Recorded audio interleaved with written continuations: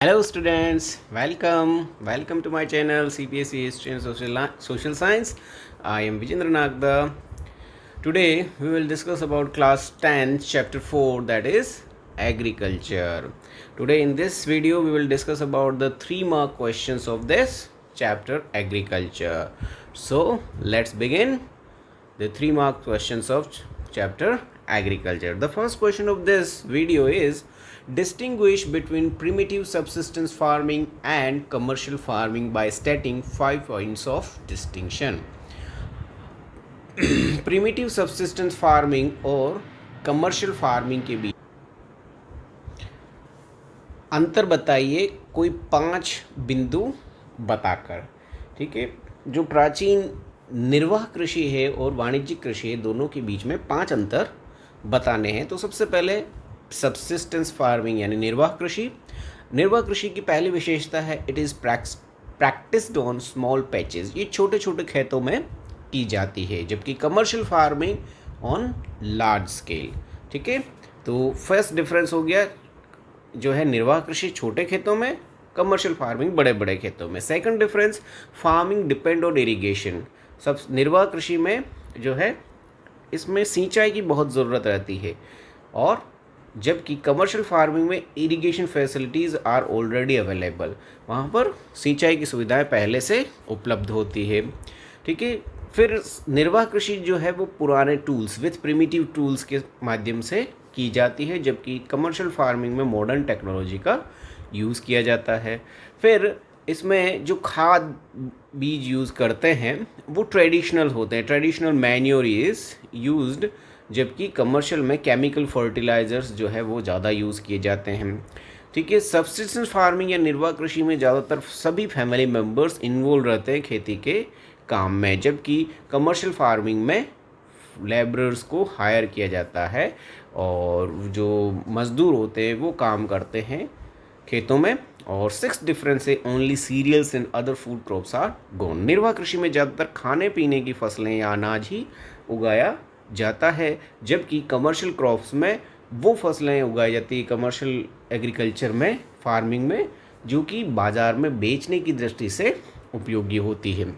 ठीक है, तो these are the 6th differences between primitive subsistence farming and commercial farming. So any of 3 or 4 you can write in your answer. Now we move on to the next second question. That second question of this video is which crop is known as the golden fiber?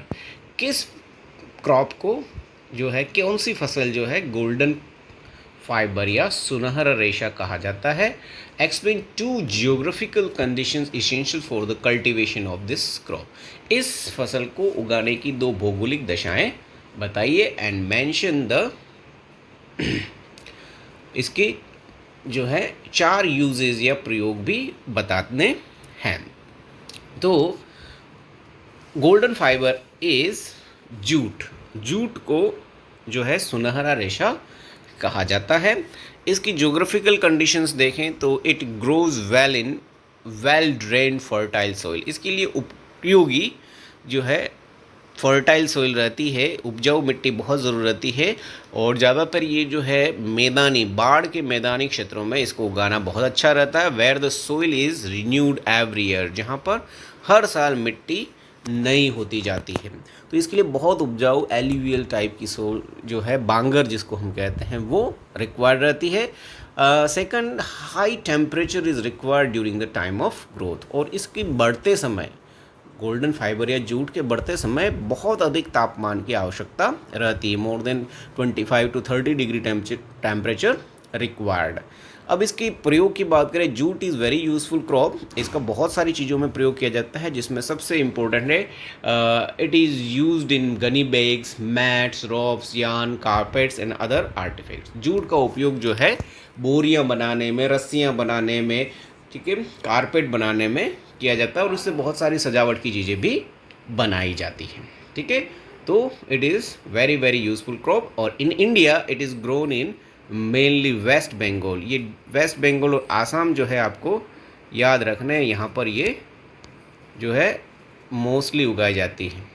ठीक है, फिर चलते हैं next crop की ओर, next question की ओर। Question है name the important beverage crop introduced by the Britishers in India.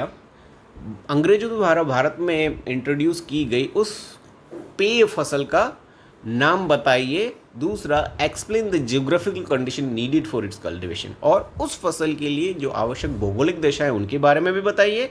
साथ ही write any 2 important states where it is grown, 2 जो है राज्यों के नाम भी बताने जहाँ पर इस फसल को उगाया जाता है।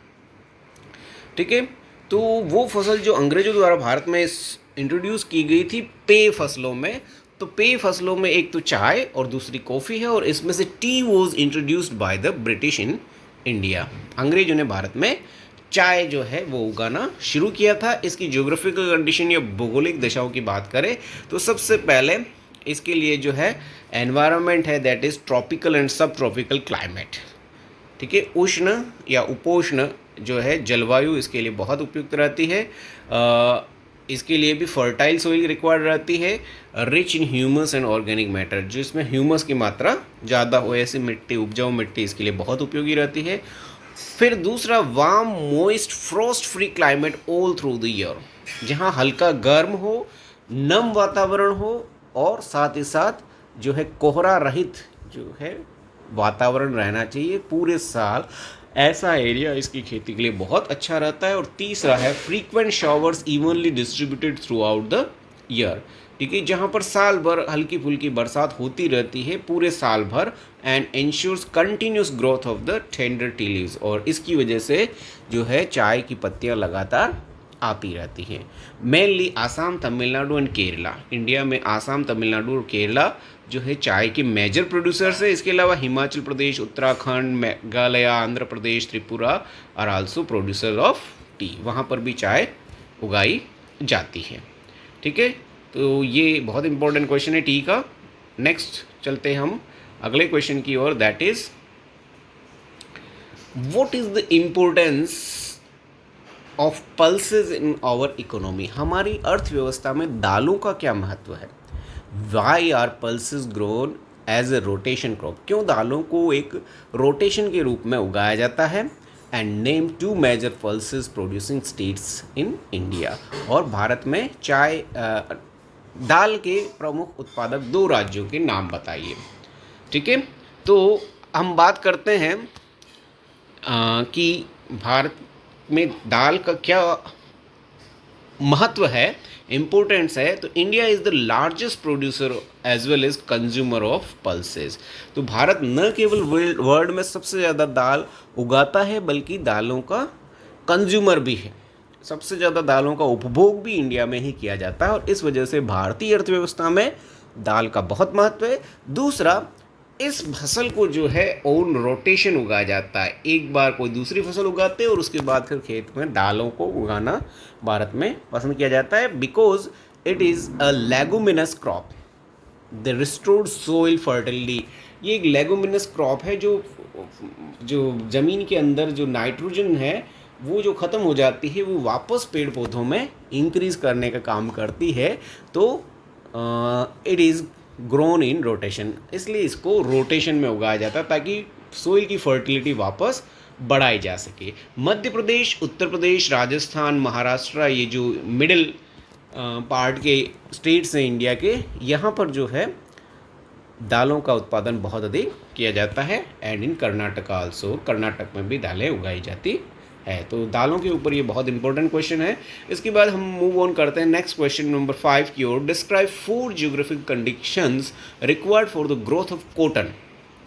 ठीक है, कपास के उत्पादन के लिए जो है 4 महत्वपूर्ण भौगोलिक दशाओं की बारे में बताना है, और आल्सो मेंशन करना है 2 cotton producing states in India. Cotton producing states के नाम भी बताने हैं।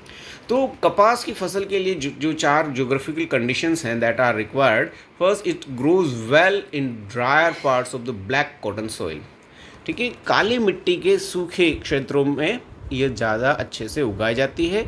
इसके लिए हाई टेम्परेचर चाहिए, 25 डिग्री से मोर चाहिए, लाइट रेनफॉल और इरिगेशन फैसिलिटी, कम खेती और कम बारिश में भी, सिंचाई और बारिश में भी इसको उगाया जा सकता है। 210, this is the most required conditions to grow cotton, that is 210 frost free days and bright sunshine.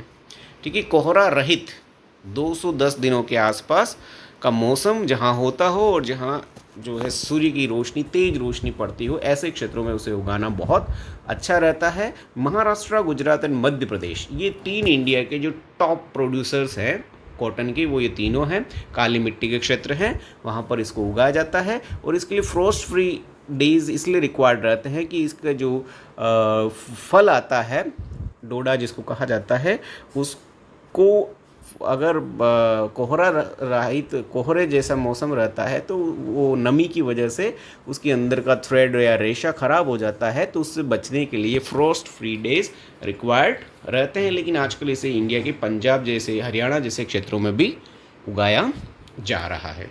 तो विभिन्न प्रकार की फसलों से संबंधित जो है क्वेश्चन बहुत पूछे जाएंगे इस चैप्टर में, तो आप सबको उनके बारे में जो है नॉलेज होना चाहिए। डिफरेंट टाइप की फसल है, इसमें उनका पता होना चाहिए। अब नेक्स्ट क्वेश्चन जो है question number 6, explain rubber cultivation. Bharat में रबर उगाने की जो स्टेट्स हैं उनके बारे में बताइए, इसकी इम्पोर्टेंस, इसकी ज्योग्राफिकल कंडीशंस और इसके प्रोड्यूसिंग स्टेट्स के बारे में बताना है। तो रबर जो है इंडस्ट्रियल रॉ मटेरियल है, इंडस्ट्रीज़ में काम आने वाला एक कच्चा माल है जो मेनली टायर प्रोडक्शन में यूज़ किया जाता है। इसके अलावा दूसरे अन्य बहुत सारे मटेरियल्स में इसको यूज़ करते हैं। It is an equatorial crop, ये भूमध्य रेखीय फसल है, भूमध्य रेखा के आसपास के हाई टेम्परेचर वाले ट्रॉपिकल रीजन की ये क्रॉप है। And grown in tropical and सब ट्रॉपिकल एरियाज़, उष्ण और सब ट्रॉपिकल जिसको कहते हैं उपोष्ण क्षेत्रों में इसको उगाया जाता है। It require moist and humid climate, इसके लिए ज़्यादा नमी वाला और जो है ह्यूमिड क्लाइमेट रिक्वायर्ड रहता है। Rainfall more than 200 centimetre, 200 centimetre से ज़्यादा वर्षा की आवश्यकता होती है। Temperature about 25 degree centigrade, 25 degree से ज़्यादा टेम्परेचर भी इसको चाहिए। केरला, तमिलनाडु, कर्नाटका, मेघालय, ये इंडिया के जो साउथ के स्टेट्स हैं मेनली, ये तीनों इसकी मेन इंपॉर्टेंट प्रोड्यूसिंग स्टेट्स है। इसके अलावा मेघालय में भी इसको उगाया जाता है। तो बहुत इंपॉर्टेंट क्वेश्चन है रबर कल्टीवेशन का जो एग्ज़ाम के लिए, तो ये आपके सामने इसका आंसर है। फिर question number 7, define plantation agriculture. बागान कृषि की परिभाषा बताइए and explain any 3 characteristics of plantation agriculture. इस बागान कृषि की 3 विशेषताएं बताइए। A type of commercial farming practiced in tropical and subtropical regions। तो प्लांटेशन एग्रीकल्चर एक टाइप की खेती का तरीका है, ये वाणिज्यिक कृषि है, कमर्शियल फार्मिंग है, और ये मेनली जो उष्ण कटिबंध और उपोष्ण कटिबंध या सब ट्रॉपिकल एरियाज़ में इसको प्रैक्टिस किया जाता है। इसकी मुख्य विशेषता है, इसमें एक ही क्रॉप को उगाया जाता है एक बहुत बड़े क्षेत्र में, single crop is grown over large area. दूसरा, इट इज़ कैपिटल इंटेंसिव, इसमें बहुत ज़्यादा पूंजी की रिक्वायरमेंट रहती है और विथ बहुत सारे लेबरर की ज़रूरत रहती है, मज़दूरों की आवश्यकता रहती है, और जनरली इनमें माइग्रेंट लेबरर्स का यूज़ किया जाता है। All produce is used as raw material in industries as tea, coffee, rubber, sugar cane, banana. इसका जो भी उत्पादन किया जाता है वो सारा का सारा उत्पादन जो है इंडस्ट्रीज़ में यूज़ में किया जाता है, जैसे tea, coffee, rubber, sugar cane, banana, इन सब के प्लांटेशन होते हैं वो इंडस्ट्रियल यूज़ के लिए होते हैं। Plantation has interface of agriculture and industry both, और ये जो बागान कृषि है ये उद्योगों और कृषि दोनों के बीच सेतु का काम करती है, दोनों को जोड़ने का काम करता है, इसलिए ये बहुत इम्पोर्टेंट टाइप ऑफ एग्रीकल्चर माना जाता है बागान कृषि। और आजकल वर्ल्ड में बड़े बड़े खेतों में, बड़े बड़े एरियाज़ में इस तरह की प्लांटेशन एग्रीकल्चर को किया जाता है जो कि कमर्शियल एग्रीकल्चर का एक। इसी के साथ आज के हमारे वीडियो के सभी 3 मार्क के इंपॉर्टेंट क्वेश्चन पूरे होते हैं। आशा है आप सभी को ये पसंद आए होंगे। Thank you for watching my video. Don't forget to like, comment, share and subscribe my channel and have a nice day. बहुत अच्छे मन से तैयारी कीजिए और परीक्षाओं के लिए आप सभी को all the best. Thank you.